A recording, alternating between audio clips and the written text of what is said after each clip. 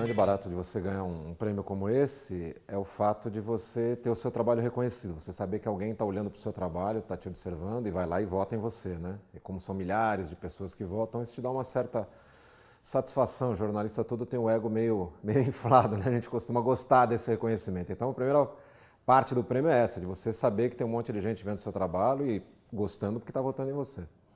E ser votado pela própria categoria, né, dá um peso ainda maior, porque na verdade você acaba sendo votado por gente que entende daquilo, né? Quer dizer, gente que milita no meio, seja em que veículo for, mas é um veículo de comunicação. Então você ser votado por alguém que é especialista naquilo que você mesmo faz, eu acho que também te dá um peso ainda maior.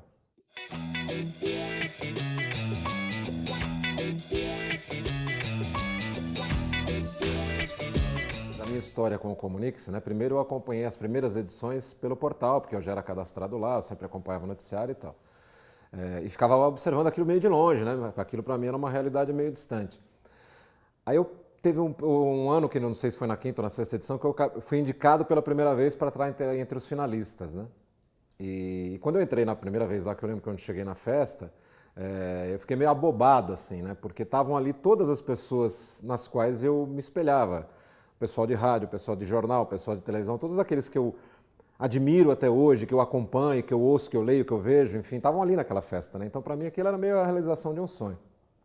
E quando eu ganho, então, em 2010, que foi a primeira vez que eu ganhei, eu mesmo não acreditava, né? Não achei que eu podia chegar tão longe de ganhar um prêmio com esse prestígio, dessa importância e tal. E ter ganho 2 vezes já, e estar na expectativa de quem sabe ganhar o terceiro seguido e entrar para essa galeria, para mim é uma coisa inimaginável, né? Eu nunca imaginei quando eu comecei, porque eu estou fazendo esse ano 35 anos de carreira, eu nunca imaginei que eu pudesse chegar num ponto desse, né? De estar sendo escolhido para um prêmio dessa importância, sendo votado por tanta gente que entende do assunto e ter a possibilidade, quem sabe, de no ano que vem entrar para essa galeria, que é um negócio que eu nunca imaginei.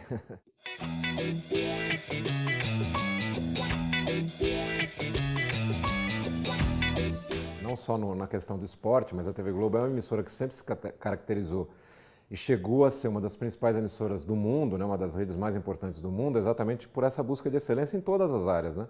Não só no jornalismo, mas no entretenimento, na parte técnica. A Globo ela investe inclusive em produção de equipamentos novos para ela poder ter uma qualidade maior e tal. Ela tem um setor de engenharia que trabalha só com isso.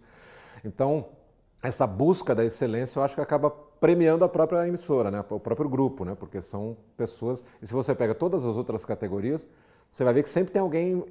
Tem alguma ligação com a Globo, seja na internet, seja no rádio, seja na televisão, enfim. Em todas as áreas, essa busca de excelência eu acho que é ponto básico da emissora.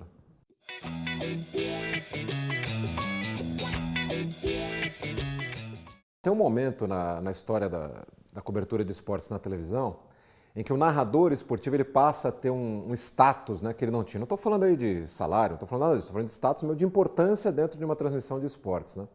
E acho que o Galvão Bueno foi uma figura fundamental nesse sentido, né? Ele cria ele coloca a função de narrador esportivo num outro patamar, num patamar muito mais elevado.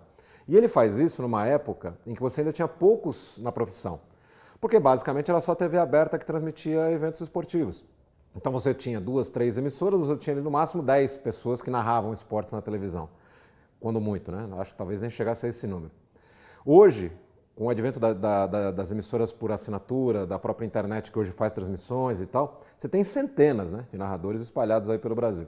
Então, todos eles hoje têm essa herança, né, que acho que o Galvão Bueno talvez seja o maior símbolo, mas que eu acho que o Luciano do Vale também participa um pouco disso, ou seja, de transformar o narrador esportivo numa figura importante dentro de uma cobertura que envolve 50, 100 pessoas, dependendo do evento, né? Se você botar toda a parte técnica, aí você tem mais de 100 pessoas envolvidas numa transmissão de futebol, por exemplo. E o narrador passa a ter um papel central ali, importante, de coordenação disso tudo, de saber o que é importante botar no ar, o que não é importante e tal. E acho que, sem dúvida, a gente deve muito a ele.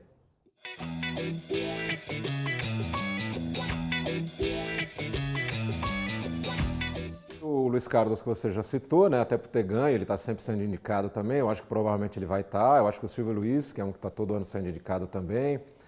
Eu fiquei muito feliz nos últimos anos de José Silvério, que vem do rádio, ter sido indicado, não só porque ele é meu amigo, mas porque o José Silvério é uma baita figura, e o rádio, né, tem sido valorizado também na premiação.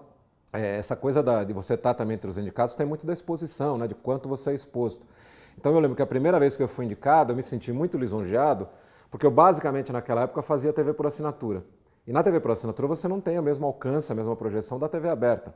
E o rádio tem essa mesma relação com os outros veículos, ou seja, o rádio tem uma penetração menor do que a TV por assinatura e até porque a TV aberta. Então você conseguir chegar numa final, eu acho que é espetacular. Se eu pudesse apostar, botaria esses 3 aí que têm sido indicados já nos últimos anos. Gostaria muito de ver o Jota Júnior, que é meu companheiro do Sport TV, tá entre os finalistas, porque ele também é um baita narrador. Enfim, acho que tem muita gente boa. O mercado cresceu muito, né?